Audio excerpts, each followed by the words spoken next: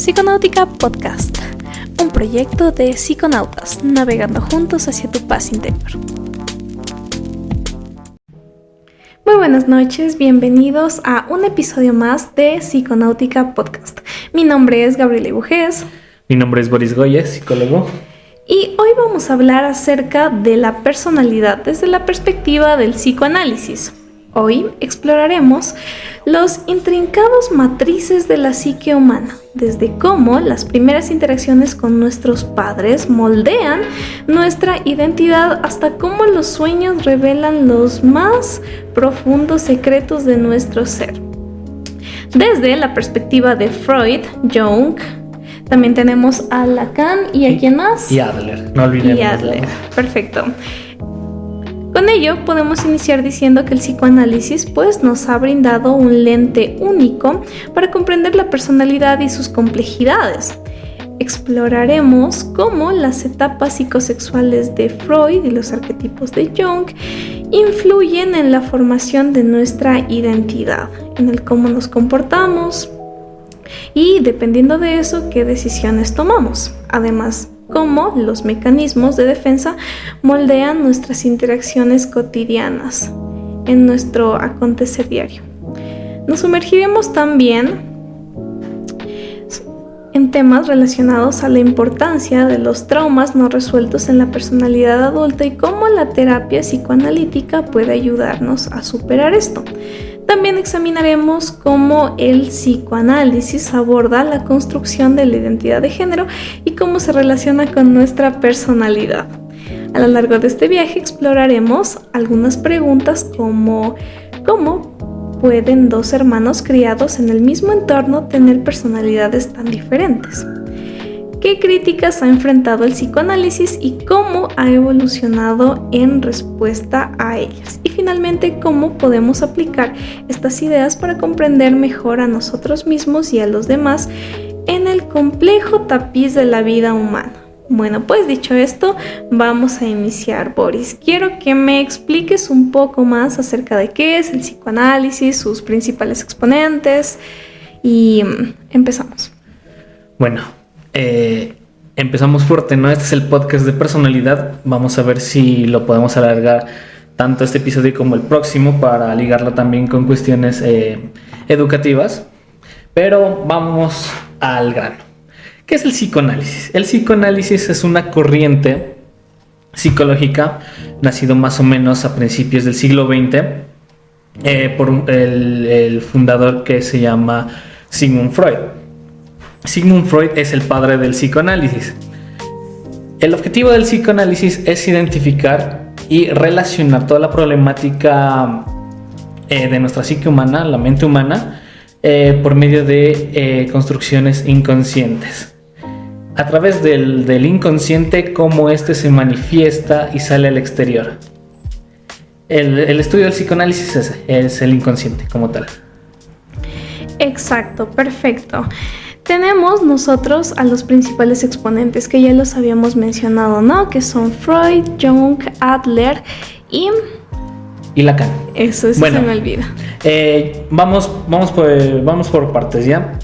Freud fundó el psicoanálisis, la escuela psicoanalítica, del cual, bueno, por ciertas diferencias, todos estos exponentes, pues, posteriormente crearon su propia corriente guiados desde el psicoanálisis. Exacto. Primero tenemos a Adler. Adler es el el fundador de la escuela de la psicología individual, por ejemplo. Después tenemos a Jung, quien es el fundador de la psicología profunda, y Lacan es el neopsicoanalista del siglo de finales ya del siglo XX, porque digamos que Lacan fue de los últimos psicoanalistas que propuso nuevas teorías tanto de la personalidad como de psicopatología ya en los años 70, 80 ya, o sea, ya fuera ya del margen primordial del psicoanálisis. Perfecto, entonces para centrarnos un poquito más tendríamos que definir, ¿no es cierto?, que Freud, él se centró en todo lo que tiene que ver con el inconsciente, la sexualidad, cómo las etapas psicosexuales influyen posteriormente en cómo se comporta un adulto. Tenemos a Jung, que introdujo los conceptos de inconsciente colectivo y arquetipos, ampliando el enfoque a lo espiritual y lo cultural, ¿no es cierto? Y además a Adler, que enfatizó la importancia del sentimiento de inferioridad y la búsqueda de superioridad como fuerzas motivadoras, ¿verdad? Sí, y no nos olvidemos de Lacan, ¿no? Lacan es un influyente y psicoanalista francés. Él tenía una visión única de la personalidad de la psique humana. Como les digo, esto ya era como el neopsicoanálisis ya del siglo XX. Desde su perspectiva, pues la personalidad se construye a través del proceso de identificación y del lenguaje. Cómo estos desempeñan un papel crucial en la formación de la psique. ¿Qué quiere decir? Que tanto como uno se siente identificado, como uno tiene el autoconcepto, y cómo el lenguaje y la simbología del lenguaje o la significación que tenemos del lenguaje, como nosotros nos expresamos al hablar, no solo al hablar, el lenguaje hablado, sino el lenguaje también escrito, el lenguaje simbólico, se expresa muchos rasgos de nuestra personalidad. Exacto, cabe recalcar que todo tipo de comportamiento es un tipo de lenguaje, ¿no? Hasta el silencio mismo pues nos da mucho que decir. Exacto. Bueno, pues empecemos con Sigmund Freud, ¿no? Concepto, ello, yo y super yo. Ya. Freud plantea lo siguiente, ¿no? En el rasgo de la personalidad. Esto es lo más básico, es lo más primordial que tiene el psicoanálisis con respecto al tema de personalidad. ¿Qué pasa? Freud decía que hay 3 instancias inconscientes. Todo lo que voy a hablar de Freud y un poquito ya de Adler y de Jung y de Lacan y del psicoanálisis como tal, tiene que entenderse que es a nivel inconsciente, que nosotros no podemos controlar esas instancias, sino que estas ya se manifiestan con otras acciones en nuestro consciente, en nuestro actuar diario. Bueno, el yo, el ello y el super yo. Vamos con el ello. El ello es una instancia de la personalidad que contiene todo el material primitivo, lo que son los instintos, lo que nos hace a nosotros ser todavía animales, porque dentro del reino animal el ser humano pues no deja de ser ello, ¿no? Básicamente, no deja de ser un animal como tal. Entonces son todos estos rasgos inconscientes. Instintos reprimidos. Exacto. Bueno, no tan reprimidos, porque hay unos instintos que sí salen, por ejemplo, el tomar agua, el tener hambre, el tener relaciones sexuales, es un instinto natural del ser humano que está ya impregnado en nuestro diario colectivo. El super yo. El super yo, en cambio, es la instancia aprendida, lo que a nosotros nos define como cultura, como sociedad, como dice Freud. Por ejemplo, los valores, la moral. Los valores, la moral, la ética, las normas y leyes de convivencia humana, todo eso lo que nos hace estar dentro de una cultura y estar dentro de una sociedad, eso es el super yo. Y el super yo es aprendido, es netamente aprendido. Y por último tenemos el yo, la instancia del yo. El yo es el mediador, en cambio. Por ejemplo, digamos que un individuo quiere llegar rápido a su casa conduciendo, ¿no? El ello, el instinto de llegar rápido a la casa hace que él acelera al 100 por hora y no respete normas y leyes de seguridad. En cambio el yo, las normas aprendidas, le dice que se detenga, que frene. ¿Por qué? Porque si respeta estas normas de tránsito ya aprendidas, puede ocurrir un accidente, puede ocurrir algo malo. Entonces, el que es encargado de mediar esa instancia es el yo. Si le hago caso al ello y llegar rápido a mi casa por mero instinto, o hacerle caso al super yo para que no nos pase nada malo. Esas son las instancias. Aparte de estas instancias, pues surge la otra. Esa es la primera tópica. Y la segunda tópica sería... No, estoy mal. Esta es la segunda tópica. La primera tópica ya sería lo que es todo relacionado al inconsciente, preconsciente y consciente. ¿Podemos definirlos? Ya. El inconsciente. El inconsciente es todo este material. Es como un iceberg. Imaginémonos un iceberg. Donde en la punta está todo lo consciente, todo lo que sabemos, todo lo que aprendemos, todo lo que conocemos. Exacto. Y en medio está, y abajo, más abajo está... Un poquito debajo del agua, más o menos. Está el preconsciente, pero voy a hablar luego del preconsciente, porque es lo más complicado de definirlo. El inconsciente, en cambio, son todos estos materiales que nosotros no sacamos a flote. Por ejemplo, fobias, miedos, obsesiones, pensamientos, ¿ya? Y el preconsciente. Es ese filtro. Por ejemplo, si tengo un pensamiento malo, un pensamiento que no es habitual en mi sentir, en mi ser, el preconsciente lo filtra y lo hace, digámoslo así, como políticamente correcto. Es como un colador. Entonces, ese filtra todo lo que nos hace bien a nuestra mente y lo que nos hace mal lo reprimimos. ¿Son recuerdos que yo puedo evocar? Exacto. Perfecto. Listo. Dicho esto, entonces quisiera que nos adentremos en cambio en lo que es Jung y hablemos brevemente acerca de los arquetipos. Ya. Jung planteaba una visión más allá del psicoanálisis. ¿A qué se refiere Jung, en cambio? Él sí dice super yo, ello, el inconsciente y el preconsciente. Acepta toda la temática de Freud, pero le agrega más. Le agrega el ego, le agrega el eros y el thanos, o el thanatos, le agrega el animus y el anima, y por último le agrega el inconsciente colectivo. Es como un iceberg. Por eso la psicología de Carl Jung se llama la psicología profunda, porque va adentrándose más allá de nuestra mente humana. Tenemos aquí una frase de Carl Jung, ¿no? Esta nos gusta bastante, que dice: hasta que el inconsciente no se haga consciente, el subconsciente dirigirá tu vida y tú le llamarás destino. ¿Qué podemos añadir acerca de esta frase? Bueno, se refiere a que muchas cosas que nosotros callamos, que nosotros reprimimos, que nosotros guardamos en ese baúl llamado inconsciente, si nosotros no aceptamos, no hacemos que salgan a flote, estas cosas de alguna u otra forma van a salir de las peores formas posibles, aunque no me lo crean. Entonces, ¿a qué se refiere esta frase? Que tenemos que ser lo consciente lo inconsciente, tratar de agarrar el toro por los cuernos, tratar de empoderarnos de nuestro problema, aceptarlo, y que eso, lo que nos pase a nosotros en nuestra vida cotidiana, no le echemos la culpa a nosotros mismos, a los demás, a condiciones imaginarias, sino que aceptar que es por lo que estamos reprimiendo y por lo que no sacamos a flote.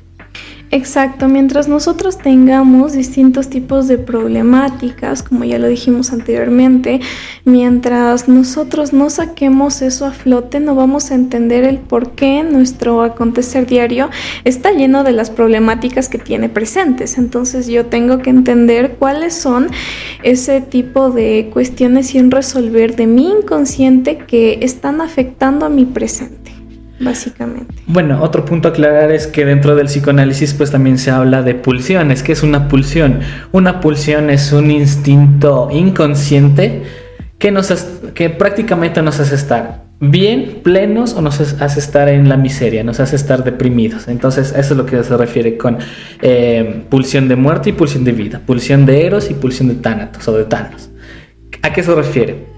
A que si por ejemplo hay una cosa, hay algún sueño, algún privilegio que a mí me hace bien inconscientemente, que me siento pleno, que me siento el rey del mundo, eso se llama pulsión de vida. Pero si por ejemplo estamos en una etapa de nuestras vidas que nos sentimos en un agujero, nos sentimos deprimidos, nos sentimos que no avanzamos a ningún lado, estamos en plena pulsión de muerte. Ninguna de las dos son buenas y malas, sino que ambas tienen que estar en perfecto equilibrio, porque los excesos que nos puede dar la pulsión de vida pueden ser perjudiciales, y la decadencia que nos da la pulsión de muerte también puede ser perjudicial. Entonces, un equilibrio, pulsión de muerte con una pulsión de vida con una pulsión de muerte, tienen que estar equilibrados. Alcoholismo, pulsión de muerte o pulsión de vida. El alcoholismo, al principio, bueno, no hablemos como el alcoholismo como tal, una persona que se divierte tomando, que bebe. Un alcohólico social. Un alcohólico social. Antes de ingerir, de la ingesta del alcohol, pues está en plena pulsión de vida, porque está disfrutando del ambiente, está disfrutando de sus amigos, está disfrutando de cómo se lleva todo este asunto. ¿Qué pasa?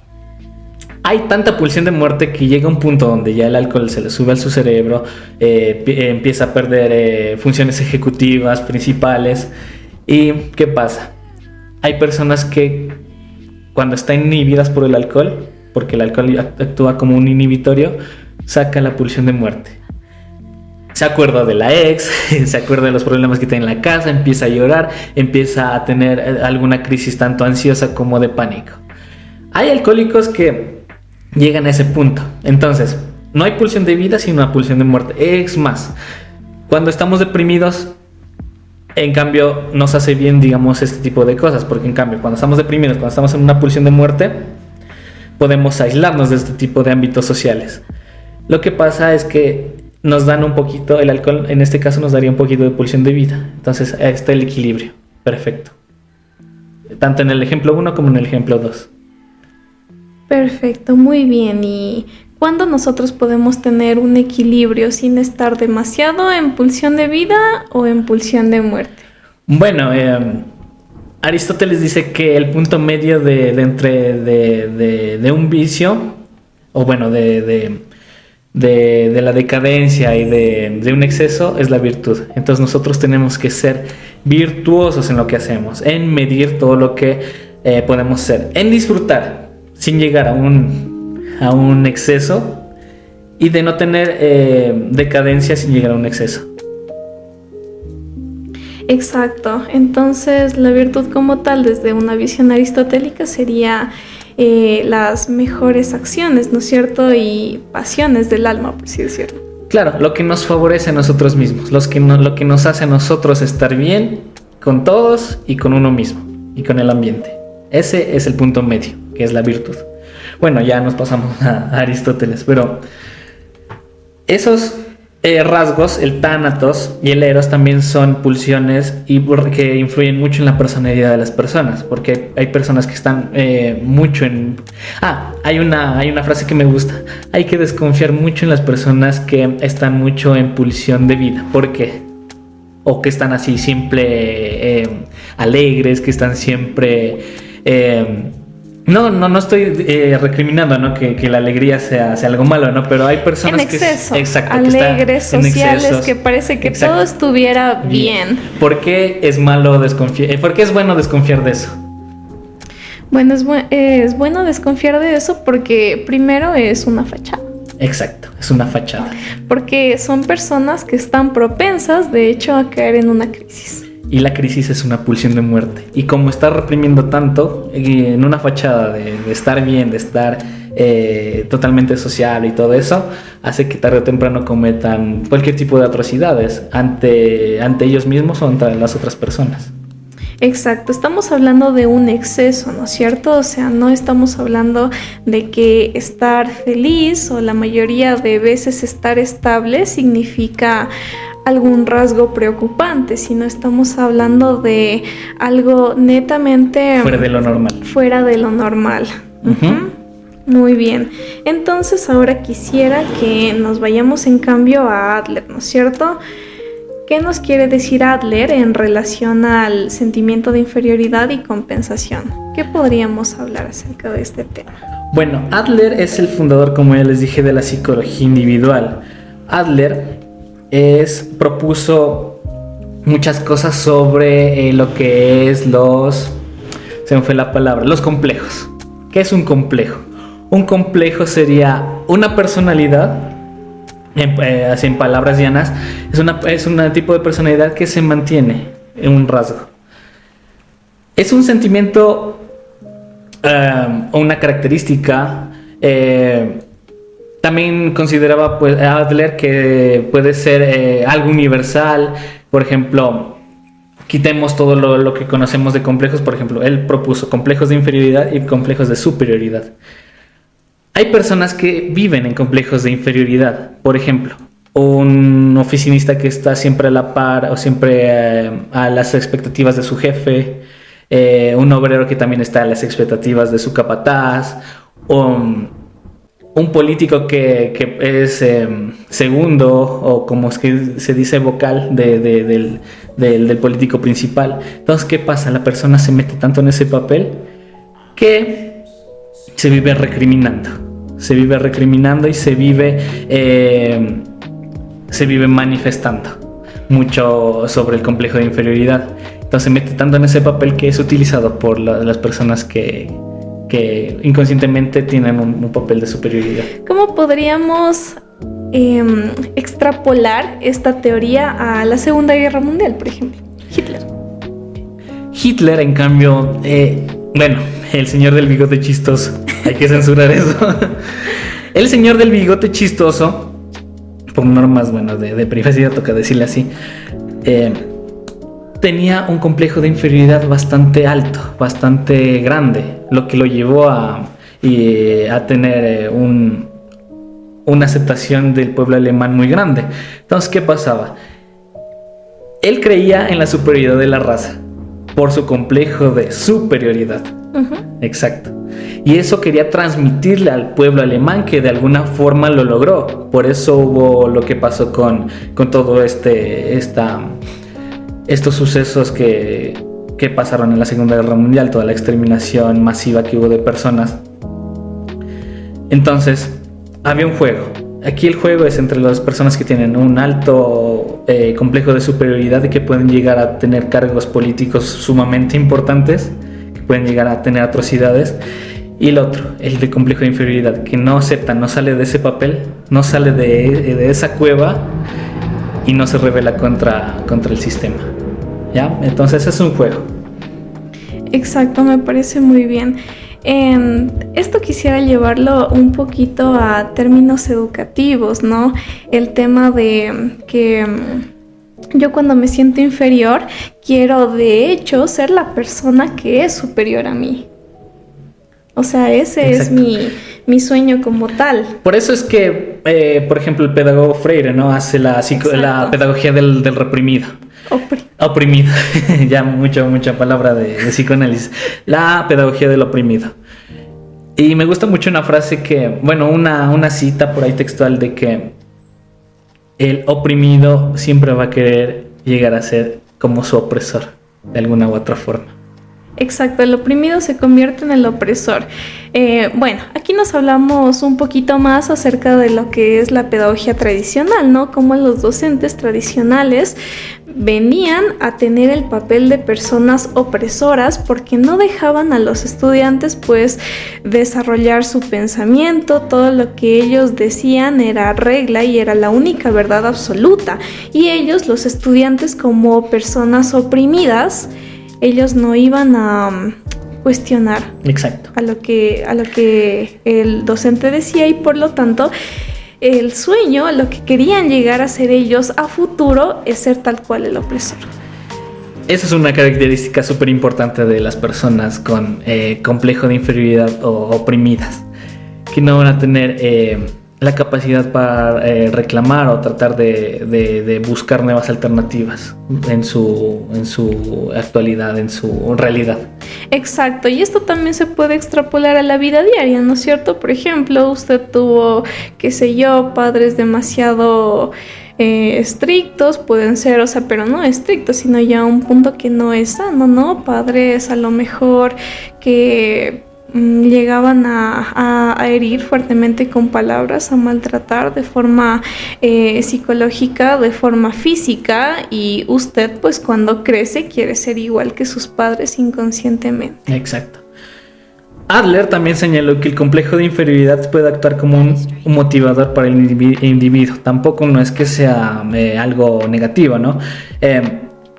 Ya que esto lo impulsa a esforzarse por superar sus limitaciones percibidas y alcanzar un sentido de competencia y autoestima. Sin embargo, si no se aborda de manera adecuada, el complejo de inferioridad puede conducir a problemas de autoestima y dificultades en la vida diaria. De alguna forma, el sistema en el que vivimos, tanto educativo, social, cultural, hace que nosotros los oprimidos de alguna forma tratemos de trascender todo lo que podamos, de salir de ese agujero, de poder ir más allá, ¿ya? Ese sería el punto positivo de tener un complejo de inferioridad. Sin embargo, pues si no se lo aborda de manera adecuada, vamos a ser una masa más, como diría Nietzsche, parte del rebaño.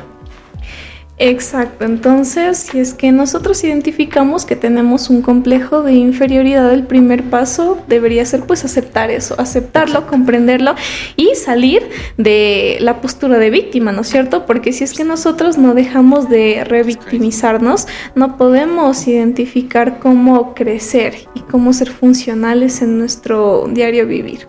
Y como les dijimos al principio, hay que encontrar el equilibrio entre la decadencia y el exceso. ¿Y cuál es? Una virtud. Ni tener un complejo de inferioridad de víctima o un complejo de opresor, de superioridad. Uh-huh. Exacto. Perfecto. Bueno, a continuación pues vamos con otro de los discípulos de Freud también. Bueno, Adler no era tan conocido, ¿no? Pero ya sabemos que de aquí surge tanto el término de complejo. El complejo de inferioridad y superioridad, que a veces lo escuchamos en la vida cotidiana, pero no sabemos cuál es la acercación teórica desde la psicología. Vámonos con Jung. Carl Jung también fue discípulo de Freud, ¿no? Pero también tuvieron ciertas diferencias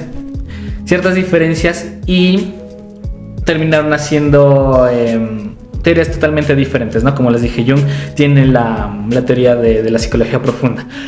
Creo que de los cuatro, tanto de Freud como de Adler, como de Jung, de Lacan ya vamos a hablar más luego, Jung tiene la teoría más completa dentro del psicoanálisis de lo que se trata la personalidad.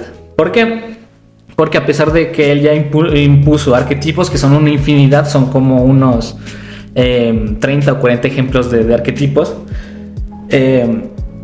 estos arquetipos a veces los vemos en la tele, en la literatura, porque Jung se basaba mucho en la cultura oral, de los cuentos, de los mitos, de las fábulas, de los cuales podemos separar tanto el arquetipo del héroe, el arquetipo del villano, el arquetipo del antihéroe, el arquetipo de la madre, el arquetipo del padre, ¿ya? ¿Qué pasa? Estos arquetipos son ya desde la perspectiva del inconsciente colectivo. ¿Qué significa? Que el inconsciente colectivo son todas esas características biológicas, psicológicas y mentales, de percepción que compartimos como raza humana, como individuos de una sola especie. No solo lo tienen los individuos humanos, sino también tienen todas las comunidades de animales. Por ejemplo, extrapolando pues el inconsciente colectivo en humanos, sería por ejemplo el saber hablar, no saber hablar con elocuencia, ¿no? El saber comunicarnos. La comunicación es un inconsciente colectivo. La palabra mamá. Exacto, la palabra mamá es un inconsciente colectivo, significa lo mismo estando aquí en la China. Algo más común en bebés, por ejemplo, hay bebés recién nacidos o muy, muy tiernitos que ya saben, los pones en el agua y saben nadar. Son esos símbolos de supervivencia los que son el inconsciente colectivo, ¿ya? Entonces todo este inconsciente colectivo arma los arquetipos. Pasémonos por otro lado. Tenemos aquí los arquetipos, acá ya tenemos ya los rasgos de personalidad. Carl Jung los llamó los tipos psicológicos, que prácticamente son dos y los escuchamos muy, muy a diario, que son los introvertidos y los extrovertidos. A ver, para ti, ¿qué es un introvertido y qué es un extrovertido? Bueno, pues para mí un introvertido viene a ser una persona reservada, ¿no? En cuanto a cuestiones sociales. Yo me considero una persona introvertida porque disfruto más de actividades que puedo hacer yo misma, o me organizo más, qué sé yo, respecto a mi trabajo, a mis hobbies, a lo que me gusta hacer, y lo disfruto desde ahí, pero no voy más allá a relacionarme demasiado con las personas, ¿no? En cambio, una persona que es extrovertida viene a ser todo lo contrario. Todo lo que tiene que ver con sus gustos, su trabajo, su organización, pues viene a ser relacionada con otras personas, viene a estar en presencia de mucha más gente, ¿no? Entonces, eso es para mí. Que se escucha en el diario cotidiano. Ah, no, es que es introvertido, por eso no sale. Ah, no, es extrovertido porque sale a fiestas o socializa, ¿ya? Carl Jung fue el primero que propuso estos términos. ¿Qué significan? El tipo logos introvertus, o el introvertido, hace referencia a que todas estas cuestiones Bueno, imaginemos que la mente es un músculo, ¿ya? Cuando nosotros le damos cierto estímulo, le damos cierto trabajo a un músculo, pues este se llega a cansar. Lo mismo pasa con la mente. Un introvertido pasa descargado, digamos así. Pasa descargado. ¿Por qué? Porque son reservados, son pensadores, son planificadores, disfrutan siempre estando a solas, resuelven problemas en su cabeza, prefieren conversaciones uno a uno. Ese es un introvertido. ¿Qué significa? Que se vierte hacia adentro, por eso es introvertido, que se vierte. Todas estas cuestiones psicológicas, él se recarga de esa forma, estando a solas, estando... Es el típico, es que se me acabó la batería social. Exacto. El extrovertido, que se vierte hacia afuera, el tipólogo es extrovertos. Es más sociable, entusiasta, conversadores, disfrutan de eventos sociales, resuelven los problemas de forma colaborativa, favorecen la discusión en grupo. ¿Qué significa? Que ellos en cambio viven descargados en cambio. Y la única forma de cargar la pila social, la pila psicológica, la pila mental es estando en relaciones sociales. Es como que les roba la energía. ¿Y si hablamos de ambivertidos? Ambivertidos es un término ya contemporáneo dentro de esta teoría, pero es prácticamente las personas que debido a su situación mental pueden tener ambos estados de personalidad, tanto extrovertido como introvertido, en situaciones. Es como que una ventaja súper fuerte, ¿no? Porque dice, mañana hay una fiesta que no quiero ir, voy a sacar mi lado introvertido. O mañana va a ser una reunión súper importante, necesito socializar, saca su lado extrovertido. Si eres una persona ambivertida, tienes un don psicológico. Exacto, te puedes manejar en las dos maneras. Disfrutas tanto de pasar tiempo con otras personas, de realizar actividades, de tu trabajo, cosas que te gustan con otros, o también lo puedes realizar estando en soledad, pasando tiempo contigo. Ambas cosas son válidas en este caso. Bueno, al principio pues se mencionó de que por qué, por ejemplo, ¿no? Hay casos de que nacen gemelos. Tienen la misma edad, tienen las mismas características. Exacto. Pero no van a tener la misma personalidad. Uh-huh. ¿Saben por qué? Por el tema tanto propuesto por Freud, tanto propuesto por Jung. Por Freud porque desde este fenómeno del complejo de Edipo, que ya lo voy a explicar en breve, ambos hermanos lo pueden sobrellevar de diferente manera. Y por el lado de Jung, pues uno puede ser introvertido y el otro puede ser extrovertido. Aunque sean gemelos, aunque compartan las características genéticas totalmente idénticas, la personalidad se hereda, sí se puede heredar, pero no de formas iguales. Uno pone la cerecita del pastel durante la personalidad. Cabe recalcar como paréntesis el complejo de Edipo. El complejo de Edipo, ojo, ¿no? Como les dije al principio, tienen que tomarlo desde una perspectiva inconsciente, que esto no pasa tan literalmente. El complejo de Edipo hace que surjan 3 variables de la personalidad desde el psicoanálisis, que son los psicóticos, los neuróticos y los perversos. ¿Ya? Pero ¿cómo sucede este complejo de Edipo? El complejo de Edipo, pues, es prácticamente este vínculo que tiene el individuo con su madre, el individuo masculino, ¿no? En femenino es parecido, complejo pero de Electra. Es el complejo de Electra. Es parecido, pero tiene sus variantes. Entonces el individuo tiene un vínculo muy fuerte con su madre, el cual tiene que llegar un factor externo. ¿Cuál es el factor externo? El vínculo que tiene con su padre. El padre hace que este vínculo se rompa, ¿no? Pero no significa que se va a desapegar, ¿no? Cuando este vínculo se rompe, ocurre algo espectacular, porque desde aquí nuestro padre inconscientemente nos define nuestra personalidad. ¿Por qué? Porque si el padre rompe este vínculo satisfactoriamente, pues nos vamos a convertir en un neurótico. Un neurótico no significa nada malo. Simplemente son personas que viven en falta, que prácticamente nada les llena. Por ejemplo, digamos que la mayoría de la sociedad actual somos neuróticos por naturaleza.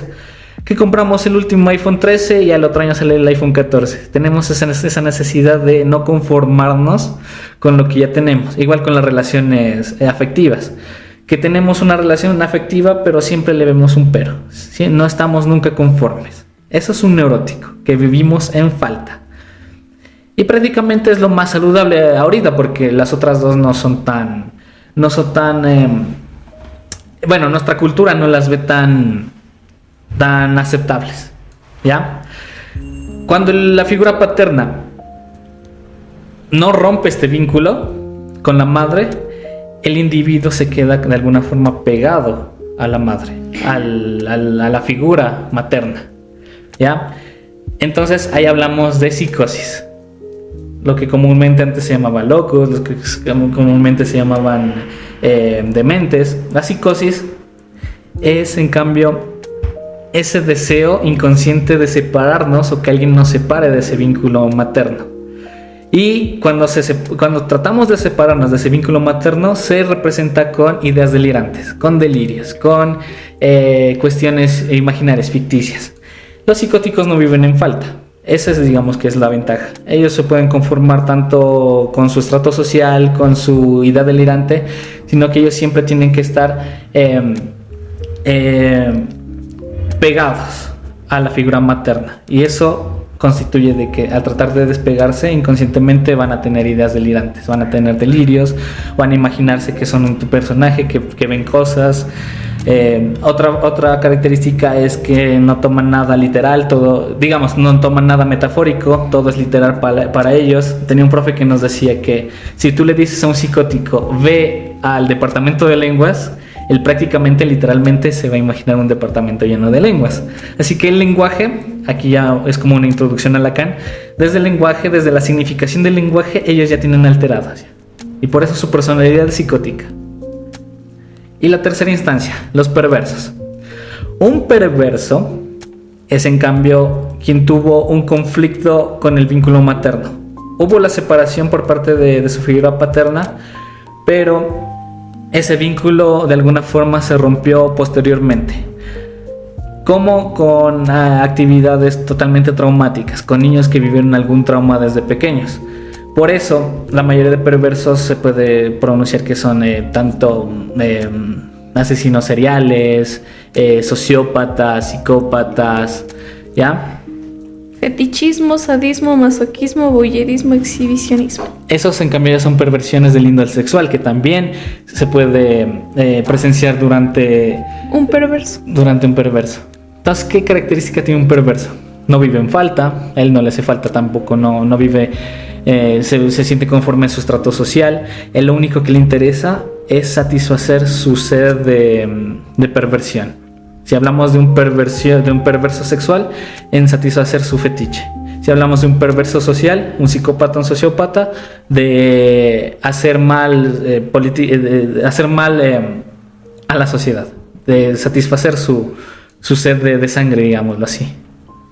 ¿Ya? Entonces, esas tres instancias son, desde el psicoanálisis, las tres personalidades innatas que nosotros tenemos desde el complejo de Edipo. ¿Algo que quieras agregar, Gaby? Entonces, bueno, resumiendo, con respecto a la neurosis, hablamos de un sujeto de la duda, ¿no es cierto? Relacionado a lo que es histeria, obsesión. Respecto a lo que es la psicosis, pues el sujeto de la certeza, relacionado a las paranoias, la esquizofrenia, y finalmente la perversión, ¿no? El sujeto que tiene una certeza sobre su goce, en este caso ya sea de índole social o sexual, ¿no? Lo que hablábamos anteriormente. Como resumiendo, pues los neuróticos, aparte de que somos neuróticos, pues también nos dividimos en tres instancias. Tenemos los obsesivos, los histéricos y los compulsivos. Vamos con uno de ellos, ¿ya? Con cada uno.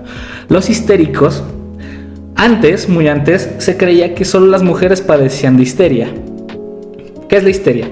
Es esa somatización o esa representación de síntomas tanto psicológicos en síntomas físicos. que si, por ejemplo, tuve una fuerte descarga psicológica, no sé, me peleé con mis familiares, me peleé con mi pareja, me despido en el trabajo, el individuo lo va a somatizar. ¿Qué significa somatizar? Lo va a representar con síntomas físicos, dolor de cabeza, migrañas, la gota en el pie también es algo somático. Muchas de las enfermedades muy comunes que producen el estrés son somáticas. Incluso me dijiste que las caries. Las caries, hay una investigación que sustenta que las caries también son somáticas, que son totalmente desde el trastorno histérico de la personalidad. Bueno, también está el fóbico. ¿Qué pasa con el fóbico? Me había confundido con lo que dije compulsivo. El fóbico, en cambio, no somatiza, sino que él vive, es el típico amigo que vive espantado por la vida, vive que si vamos a tal lugar no, por allá es peligroso, que si vamos en el carro no, por ahí nos podemos chocar. Es el que vive preocupado, el que vive ensimismado en su preocupación. Y ellos, por lo general, pueden padecer ansiedad generalizada. Y el otro, y el obsesivo. El obsesivo, en cambio, es el que no le llena nada. Es como decir el alma mater de los neuróticos. No le llena nada, no les hacía nada, está inconforme con todo. Es porque es el personaje que vive más en falta. ¿De acuerdo? Esas es las características de los tipos de neuróticos. Perfecto. ¿Qué te parece si hablamos un poquito retrocediendo de las etapas sexuales de Freud, ¿no? Cómo estas, pues, en el futuro definen lo que es una persona como tal. Ya. Las etapas psicosexuales son etapas de desarrollo del individuo que van acompañadas con muchos hitos del desarrollo. Ya vamos con algo más neurológico, y los hitos del desarrollo, también pueden estar los estadios de Piaget, pero también es importante las etapas psicosexuales. ¿En qué se refieren? Esta temporalidad va desde los 0 años hasta los 12 años, si me parece. Sí. ¿Ya? Entonces, tenemos como primera etapa la etapa oral. La etapa oral es de los 0 desde los 0 años hasta los 18 meses. ¿Ya? ¿Por qué etapa oral? Porque el órgano erógeno, digámoslo así, se lo dice desde el psicoanálisis, el órgano erógeno es la boca. Por eso el niño va a tratar de estimular todo con su boca. Se mete todo a la boca. Exacto. ¿Qué puede pasar cuando interrumpimos esa etapa oral? Si interrumpimos esa etapa oral, se puede convertir a futuro en una persona que tiene un temperamento obsesivo. Como ya les dije, no le llena nada, inconforme con todo. Si vamos desde el comportamiento, va a ser una persona que va a llevarse todo a la boca desde algo literal. Por ejemplo, va a tener un tipo de trastorno relacionado con el tabaco, con la comida, con todo lo que tenga que ver con su boca.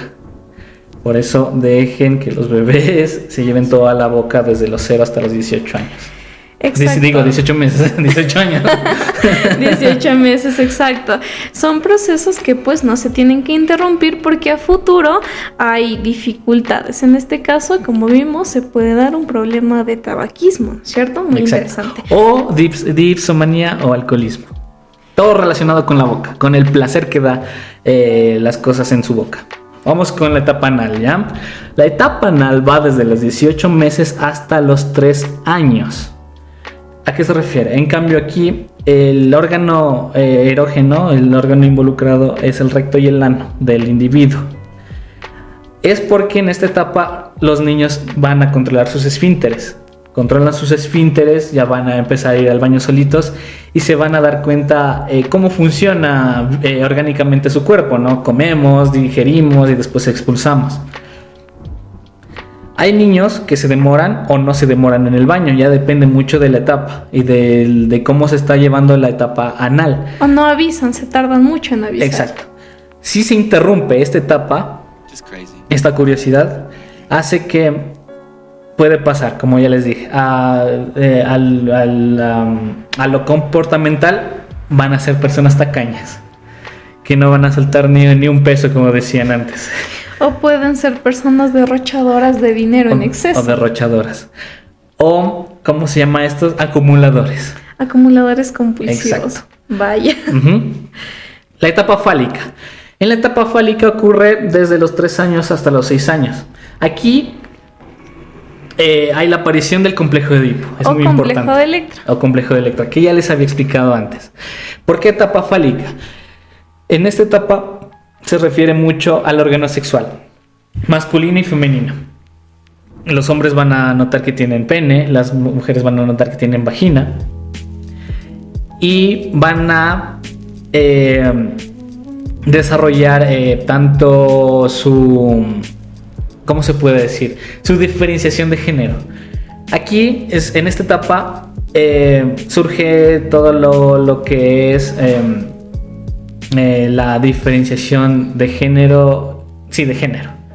Ya hablamos del sexo masculino y femenino, pero de aquí ya se va a ir evolucionando una personalidad ya más arraigada tanto a la homosexualidad.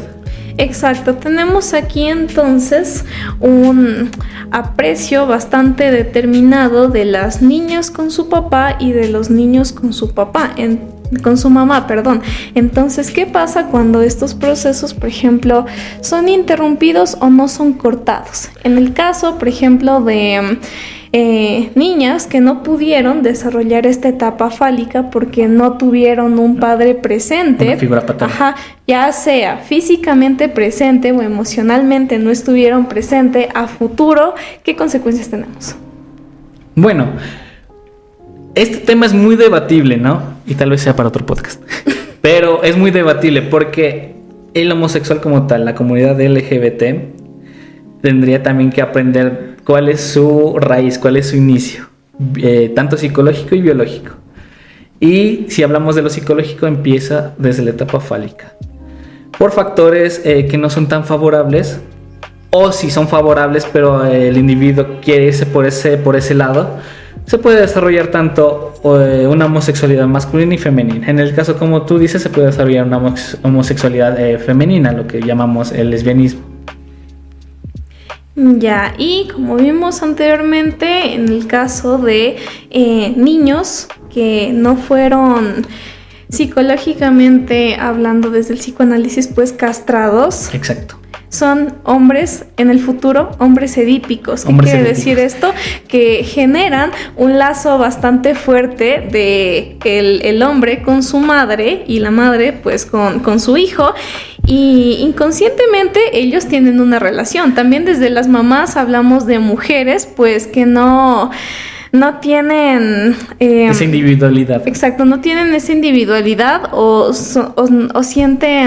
no se sienten satisfechas con el marido pues que tuvieron y generan esa relación demasiado cercana con sus hijos.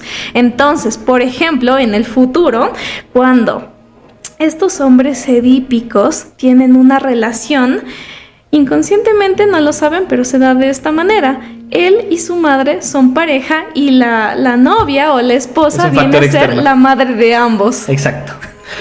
Esto es muy cuestionable, ¿no? Porque no hablemos de un vínculo fuerte, porque todos de alguna forma tenemos un vínculo, en especial con nuestras madres, un vínculo ya establecido. Es un vínculo ya obsesivo, un vínculo Exacto. que va más allá de una obsesión, de una necesidad. Ese es lo que hablamos de hombres o mujeres edípicas, ¿ya? Entonces el tema de la homosexualidad, el tema de que si eso no es, será para otro podcast. Exacto, vamos ahora entonces con la etapa genital. Ya, antes de esa es la etapa de latencia. ¿Por qué se llama etapa de latencia? Porque ocurre desde los 6 hasta los 12 años. En esta etapa no está involucrado en ningún órgano, aquí ya se inhibe. Se inhibe, ya está desarrollado todos los órganos anteriores, tanto la oral como la anal como la fálica. Ya el individuo ya está definido con su autoconcepto y su autoimagen y su autoestima, ya está definido. Aquí es hora de socializar. El individuo socializa, conoce a sus pares. ¿Cómo socializa? Los niños prefieren netamente a los niños y las niñas con las niñas, no se juntan. Exacto. van a formar lazos también, si es que tienen la predisposición, van a formar lazos con sus profesores, con familiares externos como tíos, primos, con los señores de la tienda donde hacen el mandado. Van a socializar mucho, por eso los niños en esta etapa, independientemente si son introvertidos o extrovertidos, esta etapa es para socializar. Exacto, y se tiene que dejar fluir su naturalidad. Si es que las niñas pues prefieren juntarse con niñas, no se debe dar una exigencia porque se está impidiendo justamente esta etapa de latencia, que es fundamental para la siguiente, que determina pues otros factores de la personalidad. Sí, la siguiente ya es la etapa genital, de los 12 años en adelante. Aquí otra vez el protagonista es el órgano masculino y el órgano femenino. Aquí ya está definido nuestro autoconcepto, nuestra autoestima, nuestra autopercepción. Ya tenemos claro quiénes somos de alguna forma y nosotros vamos a buscar al ser amado, a nuestra pareja, a nuestro compañero. Por eso en esta etapa empiezan mucho los noviazgos prematuros, los noviazgos de adolescentes, de adolescencia, que no están mal, pero ya se convierten en algo negativo cuando se los deja o cuando hay poca comunicación de estos temas. Aquí deben entrar ya temas de sexualidad, ya deben entrar temas de ética y de moral, de valores. Exacto, y de cuestiones de responsabilidad. Exacto. Esas son las etapas psicosexuales de Freud que definen nuestra personalidad futura. Freud decía que si es que un individuo logra satisfacer estas etapas de forma positiva, el individuo está listo para amar y trabajar a futuro. Exacto, perfecto. Bueno, y siguiendo ya con la línea, no nos olvidemos ya del psicoanálisis contemporáneo. Vamos a hablar un poquito de Lacan, ¿no? Lacan es un psicoanalista francés que propuso su teoría desde los 60 hasta finales de los 70. Y Lacan, digamos que es el único que de todo este tiempo propuso nuevas teorías para el psicoanálisis. ¿Ya? Jacques Lacan es un influyente psicoanalista francés, como ya les decía, que tenía una visión única de la personalidad y la psique humana. Desde su perspectiva, la personalidad se construye, como les decía, desde la identificación, la percepción que yo tengo de yo mismo con el lenguaje. Como el lenguaje es muy crucial, no solo el lenguaje hablado, ¿no?, sino el lenguaje comunicativo, simbólico. ¿Ya? Lacan introdujo el concepto de orden simbólico, además, que este se refiere al conjunto de significados y símbolos compartidos por una cultura que influye en la percepción de uno mismo y la construcción de la identidad. Por ejemplo, dentro del cristianismo, ¿no? Si yo hago una cruz en un papel, significa, pues, básicamente toda la religión cristiana. Si yo, por ejemplo, desde el judaísmo, ¿no?, hago la estrella de David, pues eso también identifica su religión. Y no solo con religión. Por ejemplo, si ustedes ven una señal roja, ¿qué significa? Alto, alerta. Alerta, peligro, ¿ya? Entonces, hablamos también de un lenguaje simbólico. Aquí Lacan estudió mucho a los psicóticos. ¿Por qué? Porque ellos no tienen un lenguaje simbólico como tal, o no tan desarrollado. Por lo que yo les decía, que no entienden nada metafórico. Si ellos ven un color rojo, pues para ellos es rojo y punto. No significa nada más. Ajá. Entonces, ese estudio de la personalidad hizo que el psicótico como tal tenga una mejor vida en estos llamados manicomios. ¿Por qué? Porque Lacan fue un activista incluso de las normativas que tenían los internos. Uh-huh. E hizo que se reformaran las medidas de los psiquiátricos. ¿Por qué? Porque en los psiquiátricos de antaño, y quién sabe, pues ahorita no, porque no hay medidas, utilizaban muchos métodos para inhibir su personalidad. ¿Cómo inhibe su personalidad? Terapia de electroshock, terapia de juego simbólico y la más temida, la lobotomía. Exacto. Todas estas prácticas inhumanas, por así decirlo, se practicaban en estos sitios. Entonces viene Lacan y dice, no, vamos a hacer las cosas de forma diferente porque esto no está bien. Porque un psicótico también es un ser humano, sino que entiende el mundo de diferente forma. Entiende, digamos, el mundo de su forma literal, que muchas veces nosotros no lo entendemos de su forma literal. Nos damos rodeos, nos damos vueltas y no lo comprendemos. También Lacan fue... una de las contribuciones más destacadas fue, como les digo, el énfasis del lenguaje y la lingüística en el proceso psicoanalítico. Introdujo el concepto de orden simbólico, como les decía, y se refiere tanto al sistema de significados y símbolos compartidos por la cultura. Según Lacan, el lenguaje no solo es una herramienta de comunicación, sino también una estructura que organiza nuestra experiencia y constituye nuestra realidad psíquica. Lacan también enfatizó en la importancia del inconsciente en la formación de la personalidad y el comportamiento humano. Introdujo el concepto inconsciente estructurado como un lenguaje. Lacan fue el único que entendía a Freud. Si otros dicen, yo sí le entiendo a Freud, es mentira. Lacan entendió tanto a Freud que se negó a su teoría y le puso una nueva. Le puso el lenguaje también.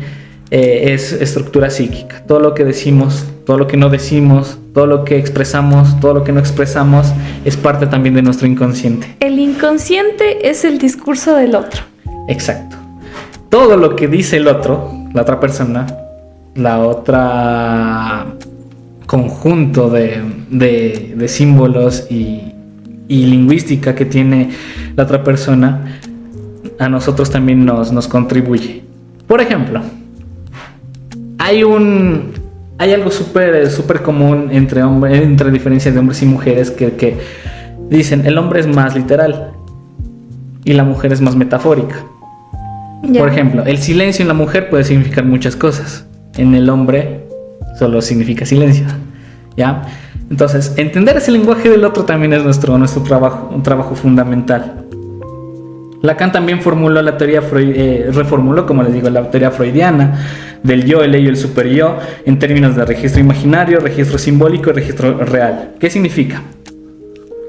Que el yo ahora pasa a ser un registro imaginario, porque lo que nos pasa en ese instante es netamente imaginario, no existe.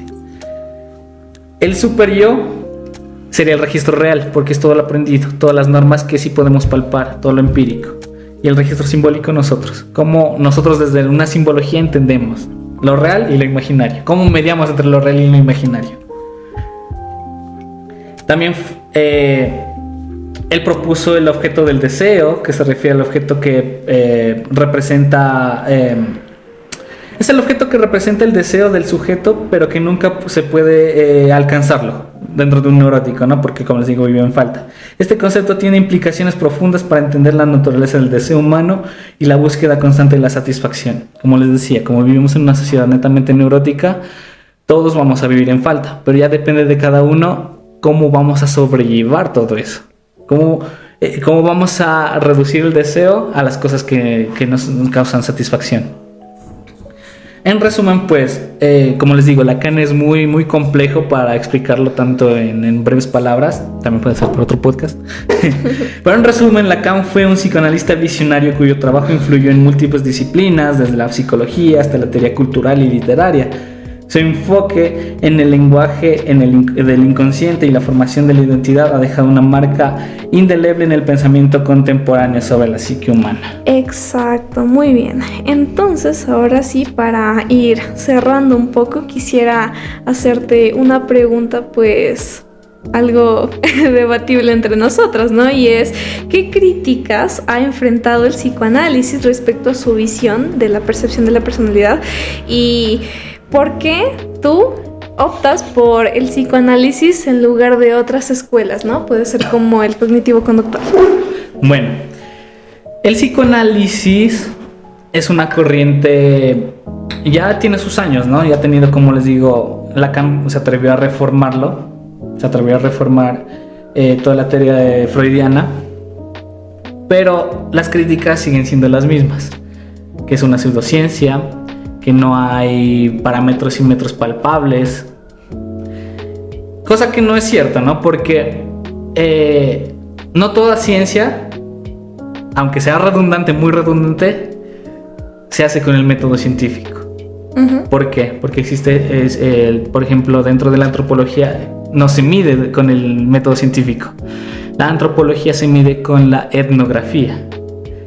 Entonces, desde esa perspectiva, pues el psicoanálisis pues midió sus descubrimientos desde el lado experimental, desde el lado también un poco visionario, ¿no? Porque, bueno, Freud puede ser lo más arcaico, ¿no? Pero a pesar de que muchos de sus discípulos se separaron, contribuyeron a muchas teorías de la psicología en general. Adler con el complejo de inferioridad y superioridad, Jung con los arquetipos, la psicología profunda, la personalidad del tema central que estamos hablando, Lacan de cómo introduce el lenguaje no verbal simbólico y cómo este hace que sea una parte fundamental del inconsciente. Entonces, la crítica más grande que tiene el psicoanálisis es que supuestamente no es ciencia. Pero es una pseudociencia, se menciona. Se menciona que es una pseudociencia, pero como les digo, no solo con el método científico se puede hacer ciencia, porque hay otras ramas de las ciencias sociales que utilizan otros métodos, como la etnografía en la antropología. Y ahora, ¿por qué tú decides optar por psicoanálisis y no por cognitivo-conductual? En terapia, por ejemplo. Ya, bueno, aquí hay que poner las cartas sobre la mesa. El psicoanálisis puede ser bueno para unas cosas, pero es muy deficiente para otras. Por ejemplo, ya puede ser con temas de obsesiones, de comportamientos. Entonces, no es que esté a favor de utilizar el psicoanálisis como el enfoque central dentro de una psicoterapia, sino que debe de ser un enfoque más bien integral. Cojo un poquito de psicoanálisis, cojo un poquito de cognitivo-conductual, incluso otras corrientes que han nacido del psicoanálisis mismo, como la teoría gestáltica, la teoría humanista, que nacieron del psicoanálisis, tomo un poquito de cada ellas y armo personalizadamente mi terapia psicológica. Pero un debate que se hay entre cognitivos conductuales y psicoanalistas es que el cognitivo conductual en cambio es más superficial, ve lo comportamental, lo Exacto. que se palpa empíricamente. Pero se olvidan, bueno, los cognitivos conductuales más ortodoxos, ¿no? O se olvidan mucho de los componentes de personalidad, los componentes de inconscientes, que a pesar de que se dice que el inconsciente no existe y que no está ahí, pues uno palpa. Por ejemplo, los sueños. Después podemos terminar con los sueños. Exacto. Entonces, pues lo cognitivo-conductual se relaciona más a la persona y en términos metafóricos la relaciona con una computadora, ¿no es cierto? Exacto. Que tiene comandos y estos comandos vienen por defecto. Entonces nosotros tenemos cuestiones, como lo veníamos mencionando anteriormente, de inconsciente colectivo y nacemos con ellas, pero al momento de dar terapia pues se pueden llegar a centrar netamente en pensamientos o conductas para cambiarlas, pero a lo mejor no indagamos más a profundidad o no se indaga más a profundidad desde un enfoque psicoanalítico del por qué estas conductas se dan para empezar. Bueno, psicoanalítico ya está muy arcaico, ¿no? Actualmente se dice ya psicodinámico. Y el término psicodinámico pues es por lo mismo, ¿no? Porque si nos vamos solo en la teoría de Freud pues nos quedamos muy estancados. Exacto. Entonces Lacan propuso lo psicodinámico para poder avanzar y que el psicoanálisis, la teoría psicoanalítica no quede olvidada. Perfecto, bueno, gracias por la aclaración. Y finalizando pues ya con el podcast, que casi nos saltamos pues, ¿y qué tienen que ver los sueños? Dirán. Tanto para Freud, que hizo su tesis pues de la interpretación de los sueños, y para Jung, los sueños son la puerta más cercana al inconsciente. ¿Qué significa? Que si ustedes pueden interpretar satisfactoriamente sus sueños, pueden saber lo que les hace falta en la vida cotidiana. ¿A qué me refiero? Hay otras formas de cómo el inconsciente se manifiesta. Lapsus mentales, equivocarse, etcétera. Pero no son tan comunes. Lo más común, y porque todo lo hacemos, es dormir. Y cuando dormimos, soñamos. Los sueños son la puerta más cercana al inconsciente porque en ellos se manifiesta de forma muy extraña, porque los sueños todavía no han sido todavía descifrados, porque uno puede soñar una cosa que tiene una significancia para mí y otro puede soñar otra cosa que tiene otra significancia, pero hablo del tema individual. Jung decía que si logras la interpretación de los sueños, no necesitamos de un manual, no necesitamos de palabrería esotérica, no. Si por ejemplo, para mí, digamos, soñar el mar me da terror, esa es mi significancia. Si para la otra persona soñar el mar le causa paz, es su significancia. Exacto, todos pueden soñar lo mismo y para todos significan cosas diferentes. Exacto. El chiste es de interpretar los sueños de uno mismo. Y es muy válido interpretarlos a nuestra propia manera. Por ejemplo, ¿no? Se dice que hay personas que tienen estrés post-trauma que sueñan mucho con el suceso que hayan pasado. Entonces es un grito del inconsciente que te dice que tienes que hacer algo al respecto, tienes que cambiar eso, tienes que tomar medidas.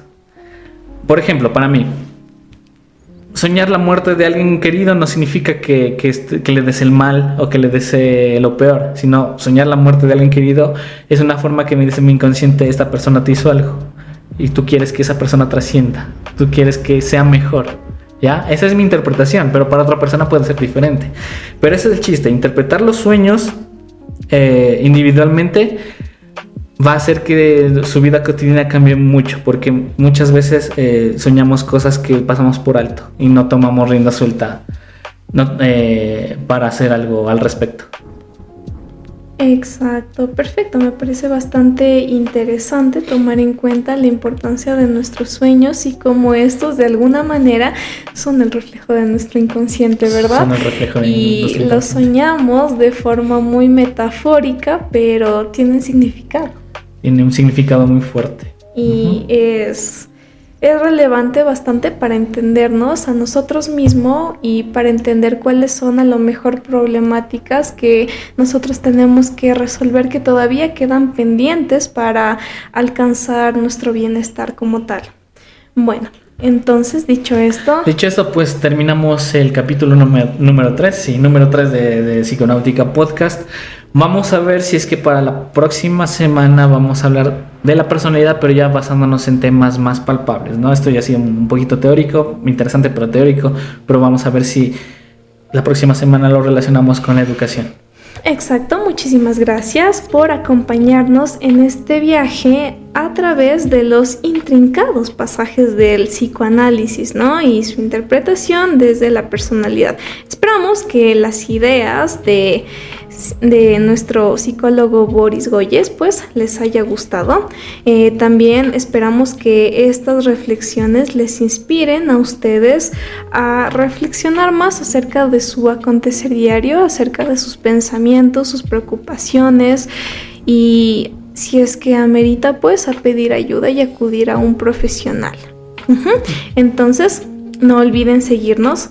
No olviden que para la siguiente semana pues tenemos nuestro próximo episodio y pues muchísimas gracias. No se olviden seguirnos en nuestras páginas de Facebook e Instagram. Y también Spotify.